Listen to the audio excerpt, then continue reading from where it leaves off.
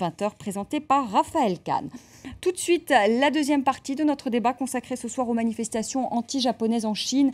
À l'origine de la dispute, un contentieux territorial concernant les îles Senkaku, ça c'est le nom japonais, et Diaoyu, ça c'est le nom chinois.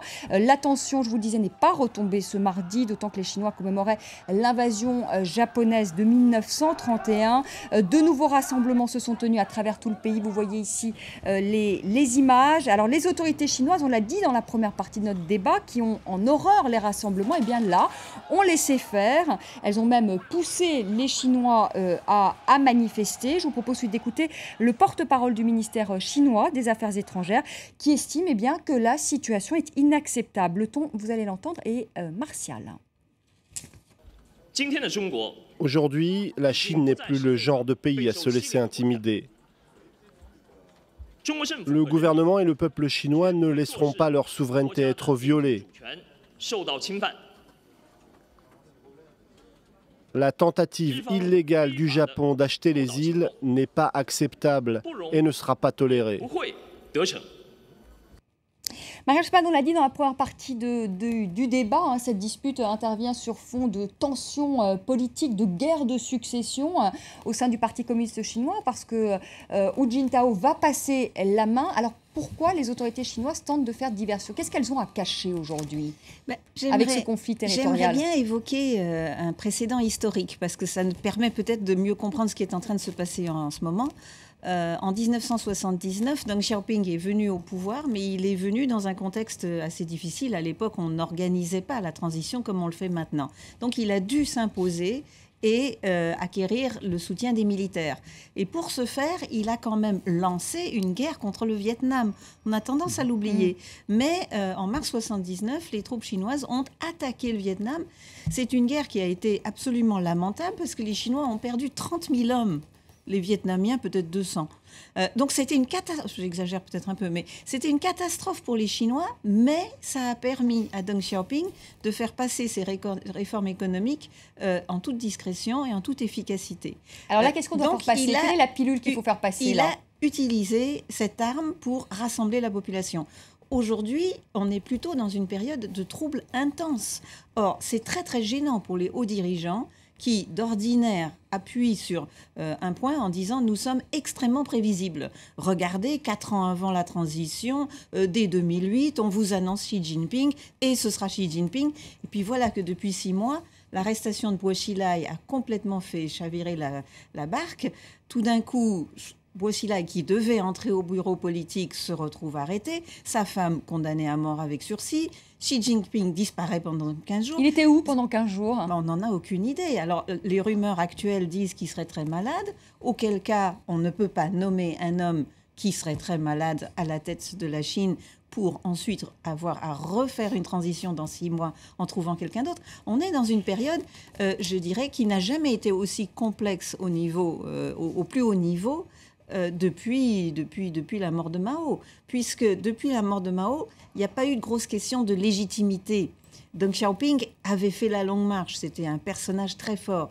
Et lorsqu'ensuite Deng Xiaoping a choisi ses successeurs, même lorsqu'il les a virés, personne n'a discuté, les choix ont été imposés et tout s'est passé, entre guillemets, dans le calme. La transition de Jiang Zemin, Hu Jintao, s'est effectivement passée dans le calme aussi. Donc là, on est dans une situation qui est inédite depuis, je dirais, 1971 et l'assassinat de Lin Biao, quelque part. Hein. On est retourné à une période aussi confuse que celle-là. Philippe Rochaud. Oui, moi, ce qui me frappe, c'est que la fibre anti-japonaise est toujours présente, est toujours vivante et est toujours payante pour les autorités. Alors qu'aujourd'hui, la Chine, quand même, s'ouvre vraiment au monde. Quand vous avez quelque chose comme 1 million de Chinois qui travaillent en Afrique, bon, on voit tous les Chinois aujourd'hui qui voyagent en Europe, mais la fibre anti-japonaise est restée très vivante. Et à chaque fois, le gouvernement l'utilise, donc là, à la veille de ce congrès du parti. Et finalement, les résultats sont là. Ça marche et ça peut même éventuellement se retourner contre le pouvoir. Mais en tout cas, le pouvoir l'utilise régulièrement. Pourquoi ça pourrait se retourner contre le pouvoir? On Parce peut imaginer que ces rassemblements deviennent des rassemblements aussi, des appels à plus de liberté, à la démocratie. Oui, par exemple, il y a aussi le fait qu'aujourd'hui, bon, même si Internet est très contrôlé, l'information circule beaucoup sur Internet, elle circule aussi beaucoup sur les téléphones portables. Il y a quelque chose comme 900 millions de téléphones portables aujourd'hui en Chine. Donc, même s'il y a une censure, on peut se passer des mots d'ordre assez facilement, et donc on peut assez facilement organiser des manifestations contre le pouvoir. Donc, c'est quand même un jeu dangereux. Oui, non, mais c'est aussi, on joue avec le feu, parce que toutes les dernières manifestations anti-japonaises ont été stoppées d'un coup au moment où la population chinoise se retournait contre le gouvernement chinois, non pas pour demander la démocratie, mais pour dire au gouvernement, allez-y, allez vous battre. Et là, le gouvernement, quand même, bon, il disait non. Donc, on arrête les manifestations. Du jour au lendemain, il n'y avait plus personne dans les rues. Zhuang Lang, Xi Jinping, c'est qui cet homme? C'est peut-être lui donc, qui va prendre la suite de Hu Jintao. Qui est-il? C'est un réformateur déjà? C'est un conservateur? Bon, je pense qu'aujourd'hui, au sein du pouvoir, c'est difficile de définir qui, qualifier qui est réformateur, qui est conservateur. Ça dépend, on verra dans les années à venir. Au fond, personnellement, je pense que tous ces gens-là vont réagir en fonction de leurs intérêts, en fonction des circonstances. Donc, c'est possible, un jour, Xi Jinping devient réformateur, si vous voulez, quand la situation l'impose certaines mesures de réforme dans son intérêt et aussi dans l'intérêt du parti, voire de la Chine, c'est possible. Mais c'est possible, à certains moments, il a fait un choix complètement contre le sens qu'on souhaite réformer plus la Chine, etc. Et on verra. Ça, on ne sait pas pour l'instant, mais en tout cas, je pense que pour cette génération de dirigeants, je connais assez bien, même personnellement, on ne peut pas le dire du point de vue idéologique qui est vraiment réformateur, qui est vraiment conservateur, etc. Claude Meyer, on parlait du sentiment nationaliste en Chine, mais qui existe également au Japon. Alors, quel est l'intérêt d'un point de vue politique aujourd'hui pour les Japonais d'attiser le sentiment nationaliste? Alors, Parce qu'il y a des élections aussi, sans doute, au Japon. Là. Oui, c'est ça. Le présent gouvernement japonais est sur la corde raide. Il y a une scission à l'intérieur du parti au pouvoir, donc on risque effectivement des élections anticipées. Donc ça joue évidemment sur la gestion du conflit, parce qu'on a une frange minoritaire, très minoritaire, mais extrêmement affirmée du nationalisme japonais, à travers notamment le gouverneur de Tokyo, M. Ishihara, dont sentiment anti-chinois affiché, c'est bien pour ça, comme on l'a dit, que Tokyo voulait, enfin pas Tokyo, le gouvernement japonais voulait reprendre la main pour éviter les provocations de ce politicien imprévisible. Et donc on se trouve dans une situation au Japon où le gouvernement a à tenir compte effectivement des sentiments généraux de la population japonaise qui se dégrade depuis une quinzaine d'années, on le voit par les sondages, et l'activisme d'un certain nombre de nationalistes. Donc je pense, si on revient à telle ou telle question qui a été posée, que la guerre est exclue, il y aura peut-être des escarmouches, la guerre commerciale, elle sera à mon avis limitée, le problème ne va pas être résolu, mais une fois, je dirais, les élections passées, les choses retomberont, comme ça a été le cas en 2010, on aura une coopération économique et financière, il ne faut pas l'oublier. Il y a un agenda très serré, y compris l'accord de libre-échange tripartite avec la Corée du Sud. C'est extrêmement important pour l'Asie. Cette coopération va s'approfondir, mais elle sera, à mon sens, pour les raisons qu'on a dites, elle sera toujours instable et très conflictuelle. Pour les raisons qu'on a dites, les questions économiques pour ce qui est de ces îles, mais essentiellement la rivalité entre les deux puissances dominantes et la place du Japon face à une Chine dont on peut penser que si elle poursuit son expansion sur tous les plans, elle s'affirmera en Asie comme la puissance dominante. J'ajoute là-dessus un mot. C'est une affaire très, très drôle d'observer en quelque sorte.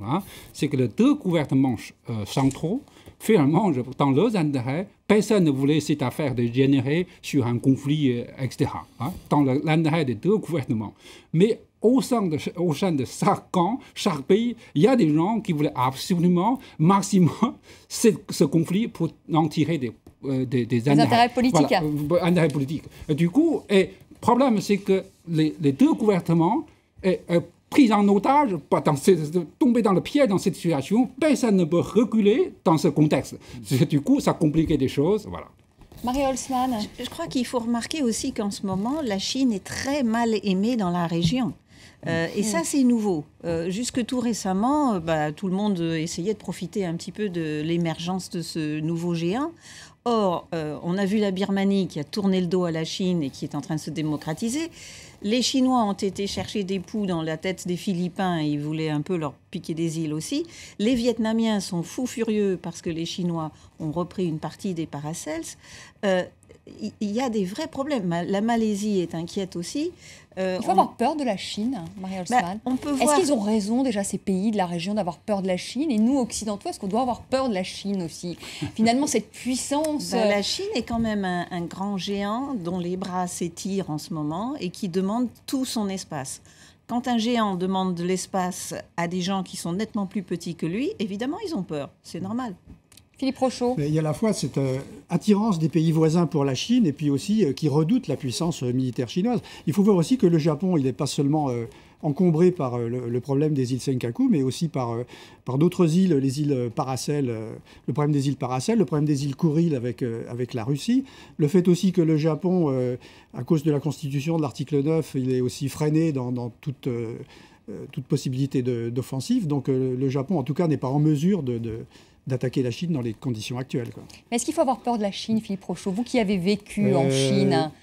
Non, est-ce que déjà les pays, je vais poser la même vigilant. question à Marie Holzmann, est-ce que les pays voisins ont raison d'avoir peur de la Chine? C'est un pays donc gigantesque démographiquement, c'est un pays qui a besoin, qui est en pleine croissance aujourd'hui, qui a des ambitions territoriales. Est-ce qu'il faut avoir peur? Enfin, le vieux rêve de la Chine, c'est quand même de prendre sa revanche sur l'Occident et d'être un jour la première puissance économique du monde et aussi reprendre sa revanche sur les États-Unis.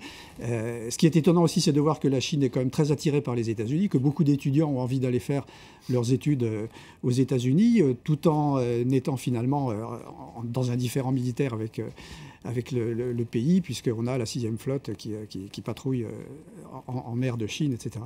Et donc, il y a à la fois ce sentiment d'envie et de répulsion vis-à-vis de la Chine qui domine et puis qui est aussi important en Occident. Marie Holzmann, vous voulez ajouter quelque chose? Oui, moi je pense qu'il faut avoir peur de la Chine parce qu'il faut toujours voir comment un gouvernement traite sa population. Le problème de 1989 et du massacre de la place Tiananmen n'est pas résolu. La Chine n'a pas hésité à tourner ses canons contre sa population. Je dirais, a fortiori, elle n'hésitera pas, le moment voulu, à tirer contre des étrangers. Quand elle l'a fait à Pékin, les gens étaient désarmés. Il n'y avait aucun risque pour le pouvoir. Alors, pourquoi ne pas avoir peur? C'est inquiétant ce que vous dites, parce que Bien finalement, sûr. ils ne tireront pas pour les îles Sekonou. Ça, ils ne tireront pas, par contre, si je vous entends bien. Par contre, vous craignez qu'ils tirent peut-être sur d'autres, soit sur des voisins, ou peut-être même que ça aille plus loin. Je m'excuse, mais enfin, ils tirent tous les jours. Il y a quand même 6 à 7 000 condamnations à mort tous les ans en Chine. Il faut avoir peur d'eux. Zheng Lu, il faut avoir peur des Chinois? Je pense que ça dépend. On a raison d'avoir peur, en tout cas pour certains. En partie. Si la Chine continue à mener cette politique autoritaire, avec toutes ces crispations sociales, etc., pour les raisons internes et externes, à certains moments, le gouvernement autoritaire mène une politique agressive en se servant tel ou tel prétexte, c'est possible. Donc, dans ce sens-là, on a raison d'avoir peur de la Chine. Mais si la Chine se démocratise avec la culture traditionnelle chinoise, dans l'ensemble, c'est plutôt pacifique, et je crois qu'on n'a pas besoin de peur de la Chine. Mais est-ce que vous pensez que la Chine va se démocratiser? Je suis plutôt avoir un peu plus de confiance que certains autres. Vous êtes plutôt optimiste, donc. Voilà. Claude Meyer. C'est une question difficile. Faut-il avoir peur de la Chine, c'est ça? Ce dont je suis sûr, c'est que la peur est mauvaise conseillère et risque de troubler la vision qu'on peut avoir de la réalité. Seconde chose, c'est que c'est une invitation certainement, à la vigilance et d'autre part, à rassembler ses forces pour pouvoir éventuellement être en compétition sur tous les plans, avec, comme on l'a dit, un géant dont les bras s'étirent sur le monde entier et qui, effectivement, ne va pas s'arrêter là. Oui. Je crois qu'on a oublié quelque chose tout à l'heure dans la présentation, c'est que Taïwan, dans cette affaire aussi, revendiquer aussi de l'île de Diaoyu. C'est une chose que je veux ajouter, parce que c'est ça, pour moi, compliquer la situation, surtout aussi voir comment évolue le rapport entre Taïwan, continent, etc. Deuxième chose, puisque maintenant j'enseigne aussi géopolitique de l'Asie orientale pour les étudiants en master dans mon université, dans cette affaire-là, il y a un autre acteur, c'est les Américains. Comment les Américains jouent, comment qui jouent un rôle, quel genre de rôle de cette affaire-là. Je pense qu'il faut qu'on voit un peu de près. Dans l'intérêt des Américains, comme vient de dire, ils n'ont pas l'intérêt de voir se dégénérer en conflit majeur, mais comme il y a cette politique de retour des Américains en Asie, parfois ça encourage un peu, au moins, donner certains Japonais d'avoir une plus de confiance, de réagir en sûreté. Voilà, c'est ça. Il faut comprendre l'enjeu géopolitique dans cette région maintenant de plus en plus compliqué.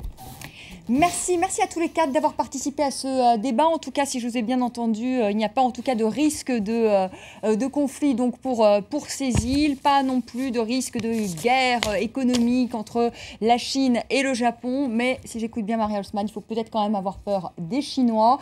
Merci à tous les quatre d'avoir participé à ce débat. Je vous retrouve demain, 19h10, pour une nouvelle émission. Tout de suite, le journal de l'économie, 20h, le journal Les Infos avec Raphaël Kahn. Très belle soirée.